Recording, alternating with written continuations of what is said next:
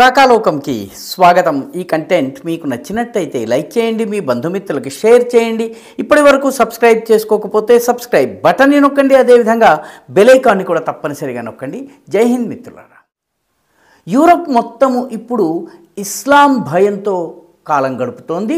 ముఖ్యమైనటువంటి పట్టణాలు ఫ్రాన్స్ కావచ్చు, ఇంగ్లాండ్ కావచ్చు, ఇంగ్లాండ్లోని బర్మింగ్హామ్, లెస్టర్ ఇటువంటి పట్టణాలు కావచ్చును, లండన్ కావచ్చు, సౌతాంప్టన్ కావచ్చును, అదేవిధంగా బెల్జియం, మిగతా దేశాలు, జర్మనీ, వీటన్నిటిలో కూడాను పట్టణాలలో ఇస్లామిక్ జనాభా పెరుగుతుంది.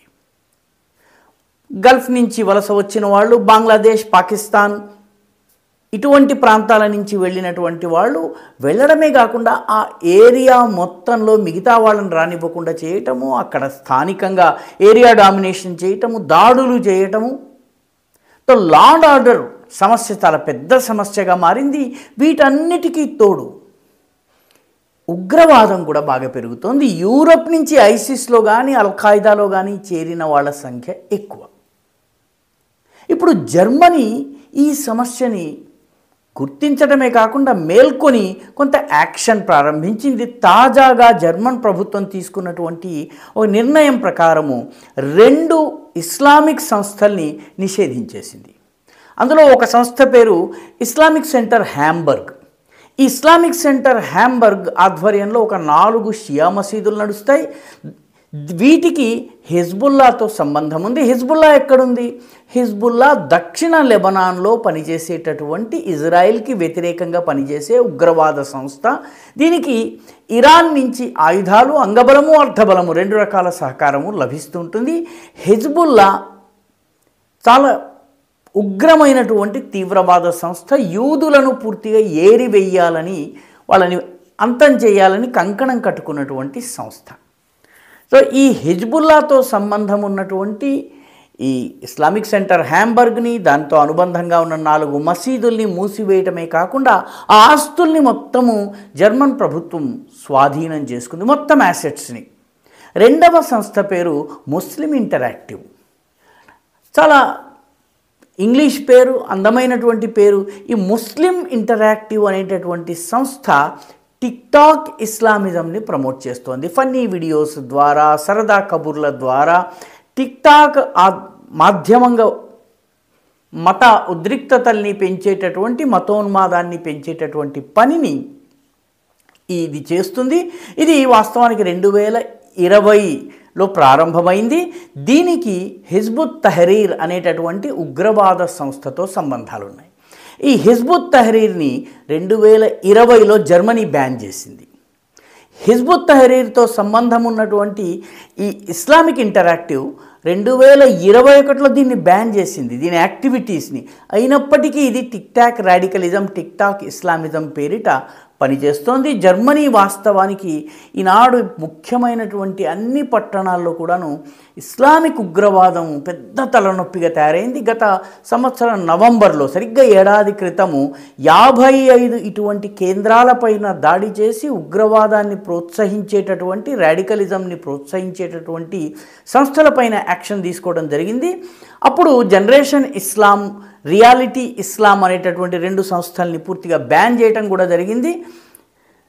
జర్మనీలో ఈ మతపరమైనటువంటి రాడికలైజ్ అయినటువంటి యువత సాధారణ స్థానిక జర్మన్ ప్రజల మీద దాడులు చేయటం, భౌతిక దాడులు, కత్తిపోట్లు కావడము, పిస్టల్తో కాల్చటం కావచ్చును, లేదా కారుని వేగంగా నడిపించి తీసుకొచ్చి గుద్దేయటం, ఇటువంటి సంఘటనలు చాలా జర్మనీలో జరుగుతున్నాయి. వాటితో పాటు ఈ గాజా ఇన్సిడెంట్స్ జరిగిన తర్వాత, అక్టోబర్ 7 దాడి తరువాత అటాక్స్ పెరిగినాయి. ముఖ్యంగా యూదు మూలానికి చెందినటువంటి వాళ్ళపైన జరుగుతున్నాయి.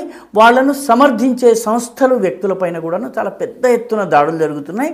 దీంతో ఏ రకంగా వీళ్లను కంట్రోల్ చేయాలన్న విషయంలో జర్మనీ చాలా ఇబ్బందులు పడుతున్నది. ముఖ్యంగా ఈ యెమెన్లో ఉన్నటువంటి హూథీలకు కావచ్చు, హెజ్బుల్లాకి కావచ్చును, ఈ పాలస్తీనియన్ గాజాకి కావచ్చు, అనుకూలంగా ఉన్నటువంటి ఈ శక్తులను ఏరివేయటము, వాళ్ళ దేశాలకు సంబంధించిన గొడవలు వాళ్ళ దేశాల్లో వాళ్ళు సాల్వ్ చేసుకోవడానికి బదులు వాటిని జర్మనీకి తీసుకొచ్చి జర్మనీలో ఆ దేశాల గొడవలను ఇక్కడికి ట్రాన్స్పోర్ట్ చేసి తీసుకుని రావడమే కాకుండా ఇక్కడి శాంతి భద్రతల్ని ధ్వంసం చేయడం, జర్మనీలోని శాంతి భద్రతల్ని ధ్వంసం చేయడం అనేది అక్కడి ప్రభుత్వం చాలా సీరియస్గా పరిగణించి ఈ సంస్థలను అరికట్టే ప్రయత్నం చేస్తారు. అందులో భాగంగానే ఈ ముస్లిం ఇంటరాక్టివ్ కావచ్చును, అంటే టిక్టాక్ ఇస్లామిజంని ప్రమోట్ చేసే సంస్థ కావచ్చు, ఇస్లామిక్ సెంటర్ హ్యాంబర్గ్ కావచ్చును, 4-5 షియా మసీదులు కావచ్చును, వీటన్నిటిని కూడాను బ్యాన్ చేయడం జరిగింది.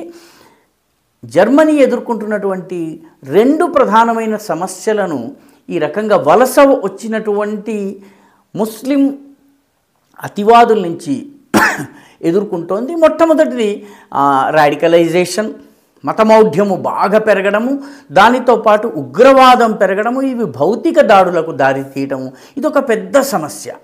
జర్మన్ ప్రజలు చాలా క్రమశిక్షణతో శాంతియుతంగా ఉంటారు.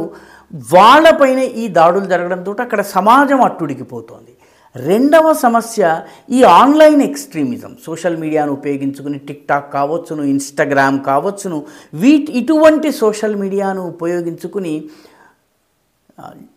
జర్మన్ యొక్క జీవన విధానం ఏదైతుందో, జర్మన్లు అనేక సంవత్సరాలుగా వాళ్ళు ఏ జీవన విలువల్ని నమ్ముకున్నారో, క్రిస్టియన్ వాల్యూస్ కావచ్చును, లుథరన్ వాల్యూస్ అనొచ్చును, లేకపోతే యూరోపియన్ వాల్యూస్ అనొచ్చును, లేకపోతే జర్మన్ కల్చర్ అని దేన్నైతే అంటామో వాటిని టార్గెట్ చేస్తూ వాటిపైన ఆన్లైన్ అటాక్స్ జరగడం, ఈ 2 కూడా ఈరోజు జర్మనీ ముందున్నటువంటి 2 పెద్ద సవాళ్ళు.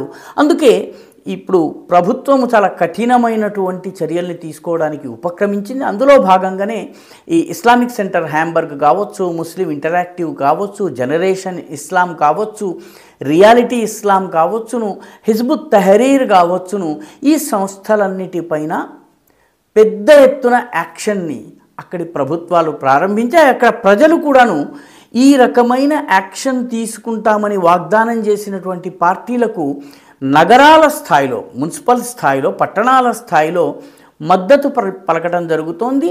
ఇది జాతీయ స్థాయిలో ఈ మద్దతు కనుక పెరిగినట్టయితే ప్రస్తుతం అక్కడ ఉన్నటువంటి పార్టీలకు కూడా ముప్పు. కాబట్టి యాక్షన్ని చాలా పెద్ద ఎత్తున జర్మనీలో ఇప్పుడు ప్రారంభించడం జరిగింది. ఈ వీడియో మీకు నచ్చినట్టయితే లైక్ చేయండి, షేర్ చేయండి, ఈ ఛానల్కు సబ్స్క్రైబ్ చేయండి, మీ అభిప్రాయాన్ని కమెంట్ల రూపంలో తప్పనిసరిగా పంపించండి.